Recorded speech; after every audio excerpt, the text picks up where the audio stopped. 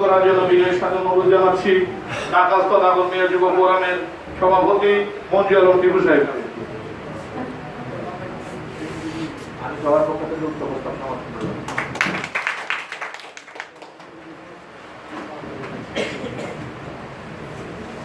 ঢাকাস্থ দাগন মিয়া যুব ফোরাম কর্তৃক আজকের এই শপথ গ্রহণ ও প্রতীকী সভা উপস্থিত আছেন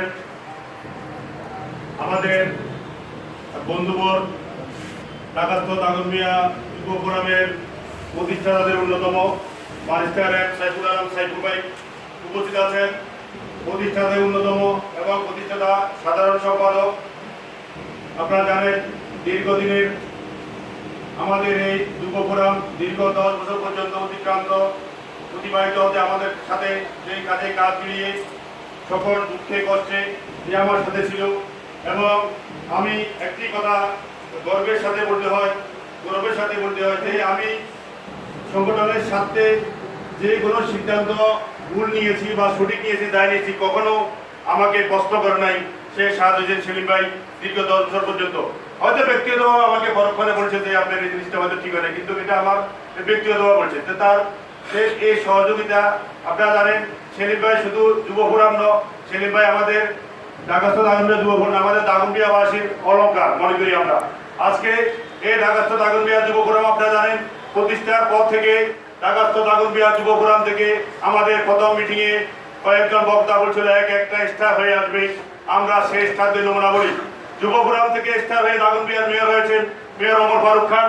যুব ফোরাম থেকে স্টার হয়ে আমাদের মাঝে ঢাকা শহরে আজকে যুব সমাজের নয়নমণি, যুব সমাজের আইকন বলবো না, কিন্তু আইকনের সাথে যিনি সবসময় আছেন আমাদের সকলের গর্বের সেই শাহাদ হোসেন সেলিম। যুব ফোরামের গর্বের বিষয় আমাদের দেশবর্ণ ব্যারিস্টার আমাদের বন্ধু সাইফুল ইসলাম সাইফুল। যুব ফোরামের গর্বের বিষয় আমাদের দেশ সেরা ইঞ্জিনিয়ার আমাদের ইঞ্জিনিয়ার জাহিদ ভাই। আরো আমাদের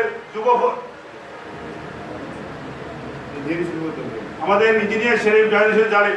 এইসব আমাদের স্ব ক্ষেত্রে ব্যবসায়িকভাবে যুব ফোরামের যারা সফল হয়েছেন তারা হচ্ছেন আমাদের প্রতিষ্ঠাতাদের আরেকজনের অন্যতম আলমগীর ভাই উপস্থিত। আরো যুব ফোরামে যারা সহায়তা করেছেন আমাদের সাথে প্রতিষ্ঠাতাদের, আজকে আমি সর্বপ্রথমে তাদেরকে স্মরণ করতে হয় সেই মেয়র ওমর ফারুক খান, সাইফুল ইসলাম সাইফুল, আব্দুল হালিম, লিটন, বুলবুল, নিজাম, মিরাজ, আফসার, আবু সুফিয়ান সহ দিদার সহ আমাদের 10-12 জনের তরুণের একটা ঐক্য পাইছে।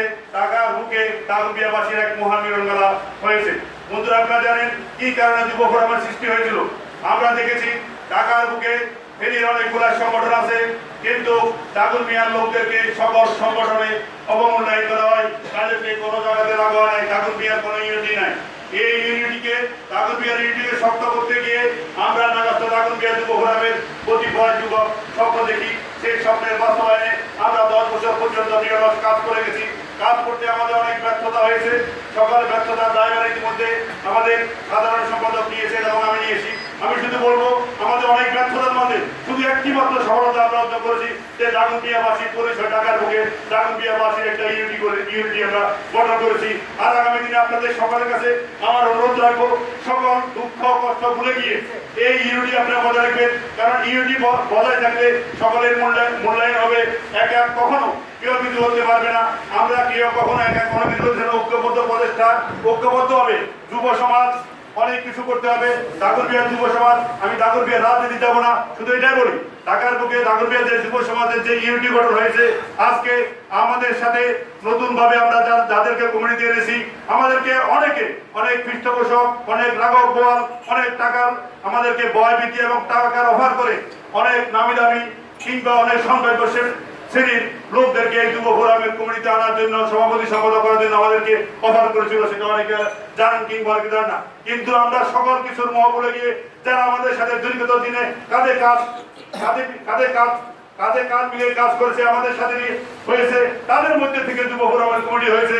এটা কারো রক্ত চুক্তিতে উপেক্ষা করা হয়নি। আপনারা জানেন বিগত 5 বছরের ফেনীর যে সামাজিক সংগঠনগুলো আছে এর ইতিহাস তেমন ভালো না।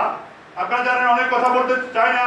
আপনারা জানেন কমিটিগুলা যেখানে ফেনীর বুকে ফেনীর সংগঠনগুলি রমরমভাবে সম্মেলন হয়েছিল, সেখানে বিগত 5 বছর ফেনীর সকল সংগঠন যে কোনো কারণে, অর্থনৈতিক কারণে হোক কিংবা রক্তচক্ষুর কারণে হোক, আজকে ফেনীর সংগঠনগুলি সেখানে বিলুপ্ত কিংবা চোরাপথে কমিটিগুলো হয়েছে।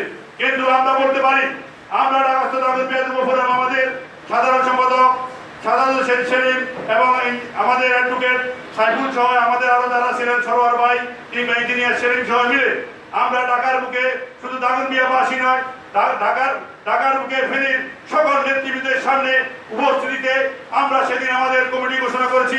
সেটা ছিল আমাদের একটি সৎ সাহস। আমরা কারো রক্ত শত্রুকে উপেক্ষা করি নাই। এটা আমাদের জন্য একটি উদাহরণ হয়ে থাকবে আমি মনে করি। আপনারা